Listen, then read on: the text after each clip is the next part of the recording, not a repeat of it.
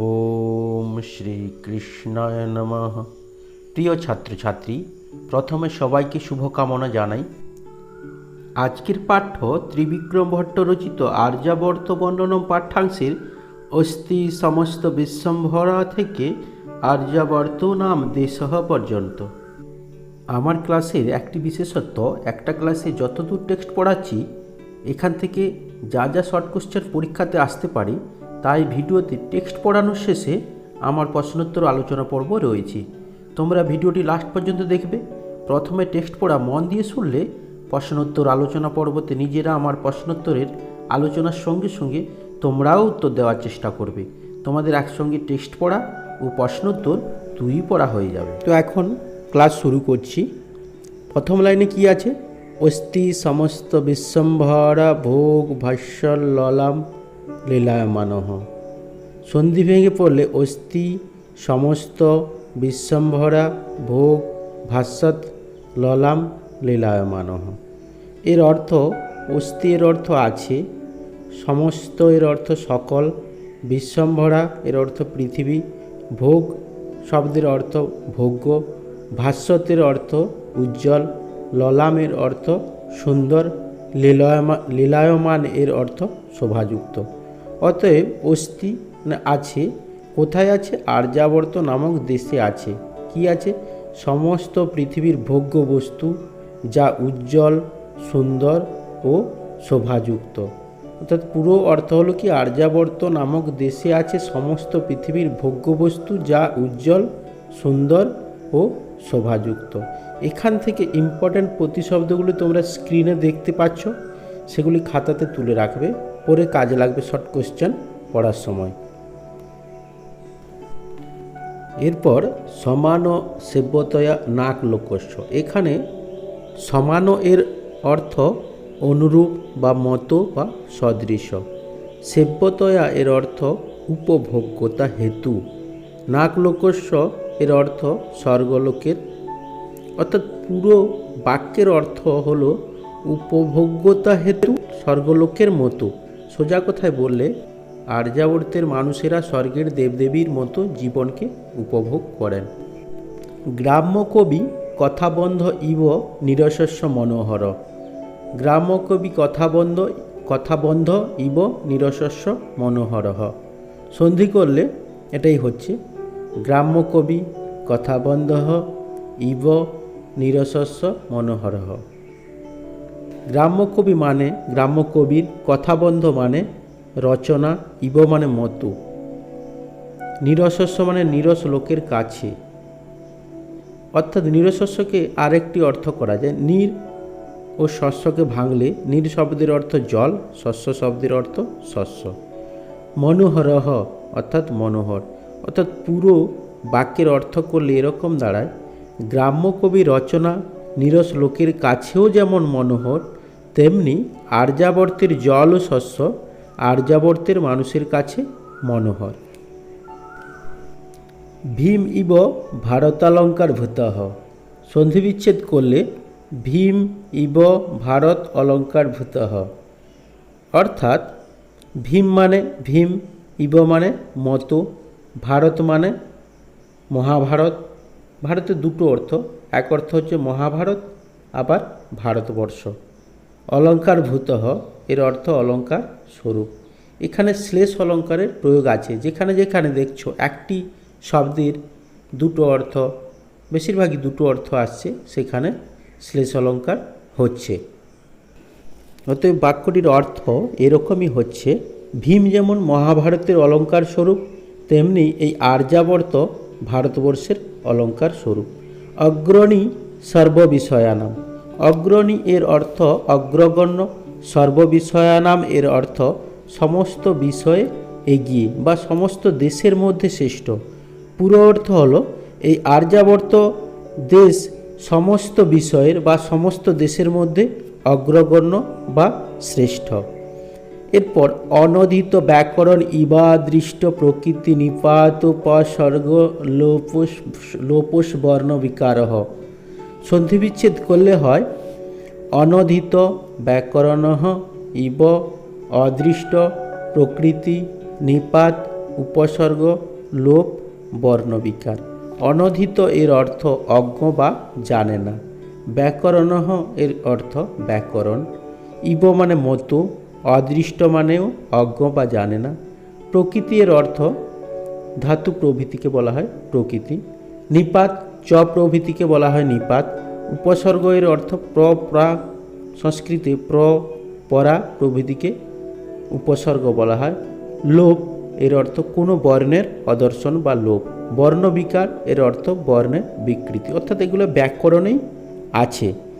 অর্থাৎ ব্যাকরণ না জানা মানুষ যেমন প্রকৃতি, নিপাত, উপসর্গ, লোপ, বর্ণবিকার এগুলি জানে না, তেমনি আর্যাবতের মানুষ প্রকৃতি, নিপাত একসঙ্গে করলে হচ্ছে বংশচ্যুতি।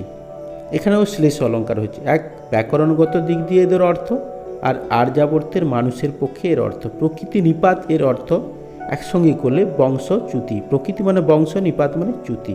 একসঙ্গে করলে প্রকৃতি নিপাত এর অর্থ বংশচ্যুতি। উপসর্গ এর অর্থ চোর প্রভৃতির উপদ্রব।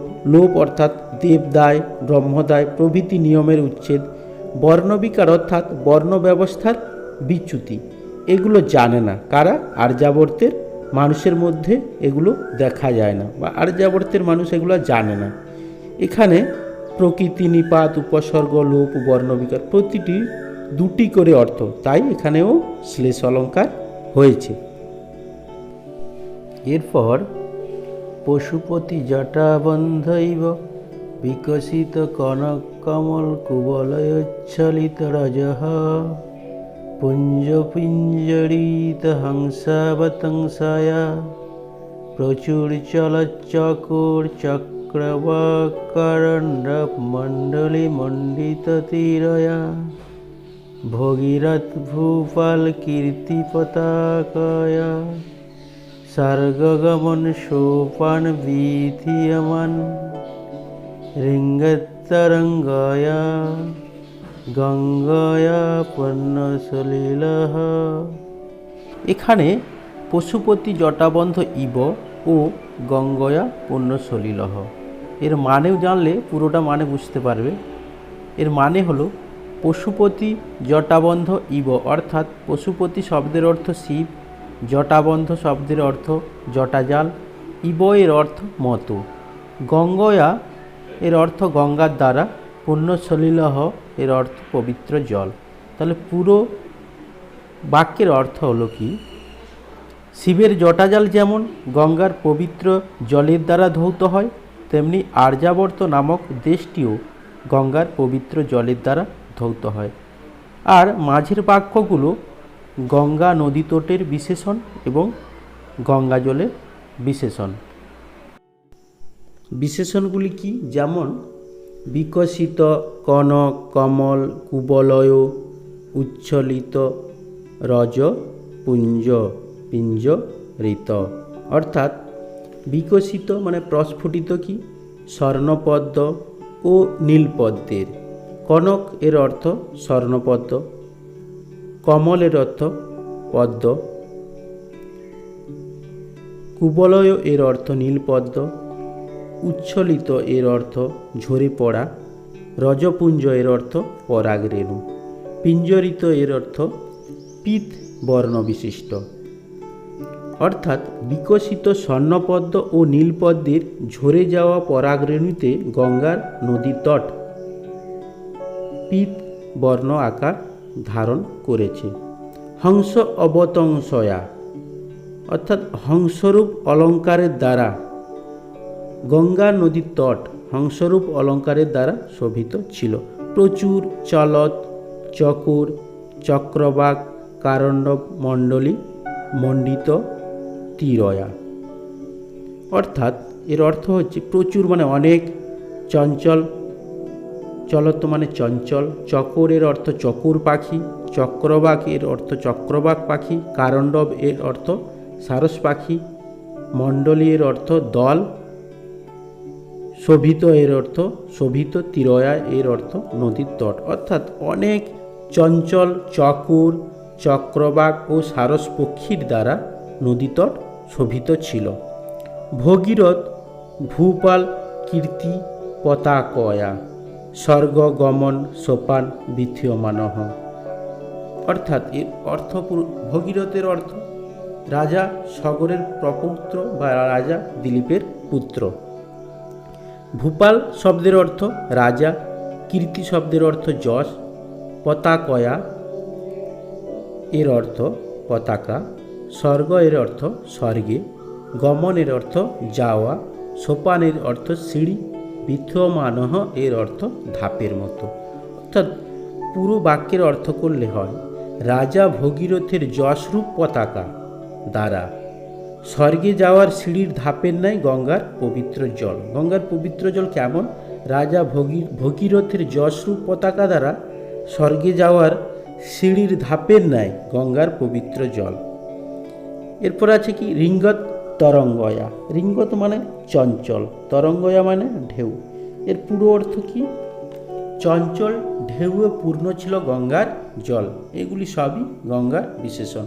তাহলে পুরো অর্থ করলে দাঁড়াচ্ছে যে শিবের পশুপতি অর্থাৎ শিবের জটাজালের মতো আর্যাবর্তের উপর দিয়ে গঙ্গার পবিত্র জল ধৌত করেছে, বা আর্যাবর্তকেও গঙ্গার পবিত্র জল ধৌত করেছে। প্লাবিতশ্চন্দ্রভাগালঙ্কৃতৈকদেশশ্চ। সন্ধি ভেঙে বললে প্লাবিত এর অর্থ ধৌত, চন্দ্রভাগা এর অর্থ চন্দ্রভাগা নদী, বর্তমান নাম চেনাব, এটি উত্তর ভারতের নদী।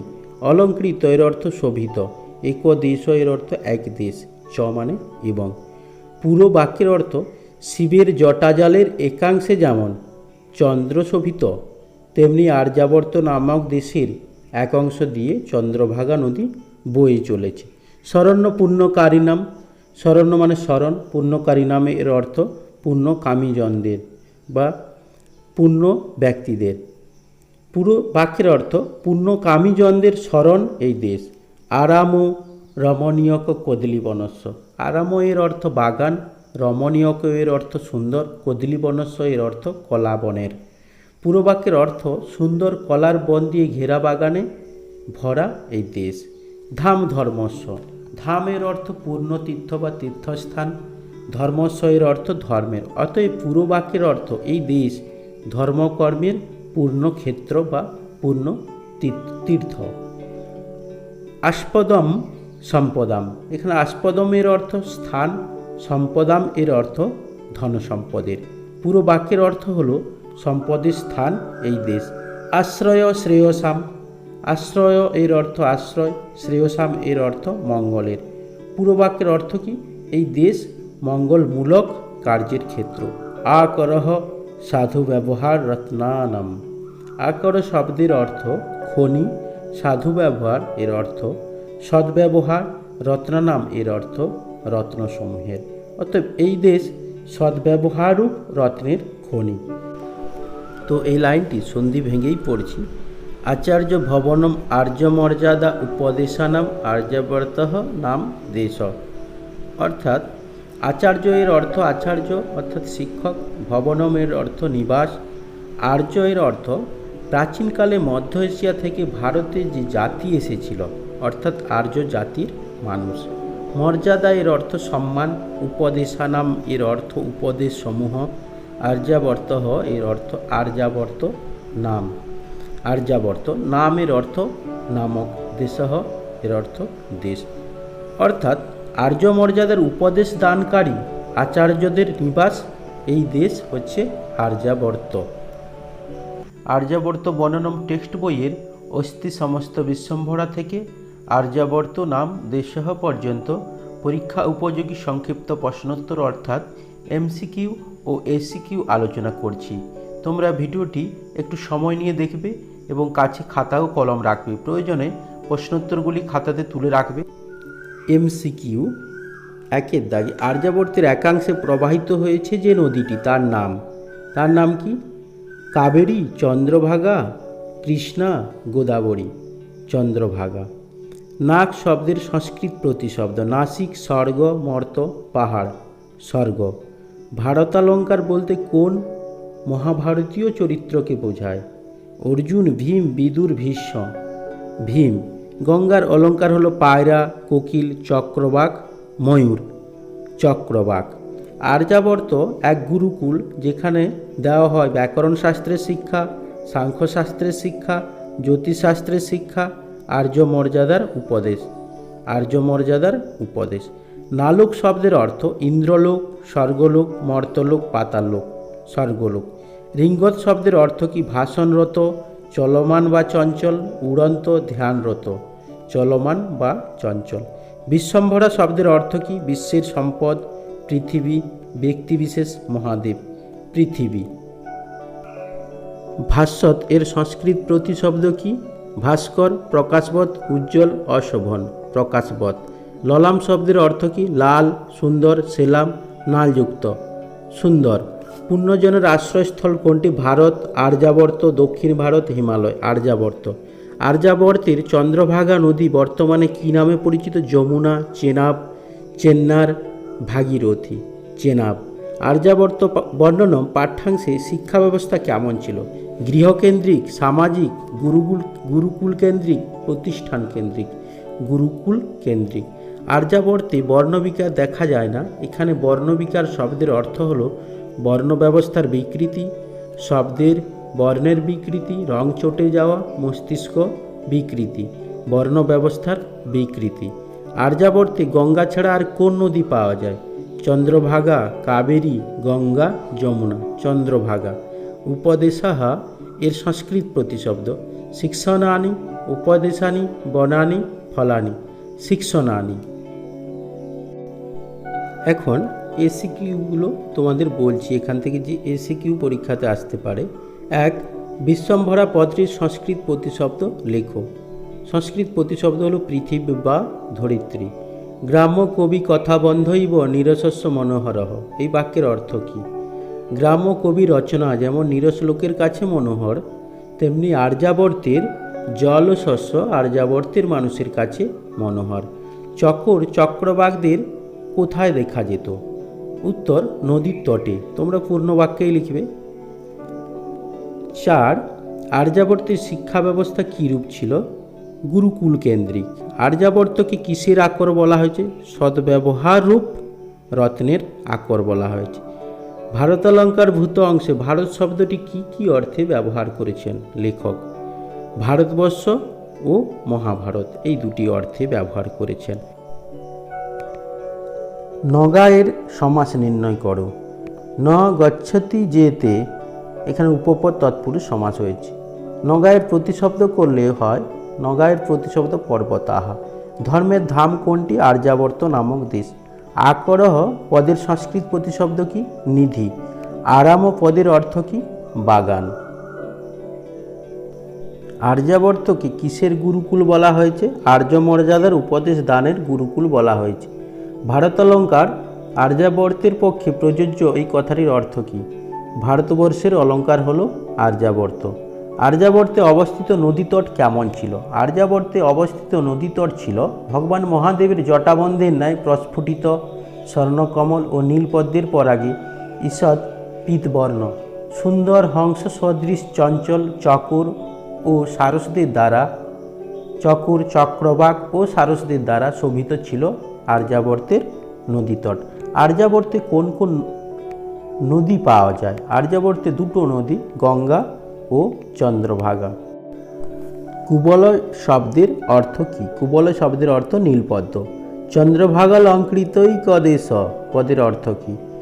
এই দেশের এক অংশ চন্দ্রভাগা নদীর দ্বারা অলঙ্কৃত। পশুপতি কে? পশুপতি শিব। লীলায়মানহ পদের অর্থ কী? লীলায়মানহ পদের অর্থ শোভিত। ভগীরথ কোন বংশের রাজা ছিলেন? চন্দ্রবংশীয় রাজা। এখানেই তোমাদের এমসিকিউ ও এসিকিউ শেষ হলো। অবশ্যই ভিডিওটি মন দিয়ে দেখবে। সবাইকে শুভকামনা জানিয়ে আজকের এই ক্লাস এখানেই শেষ হলো।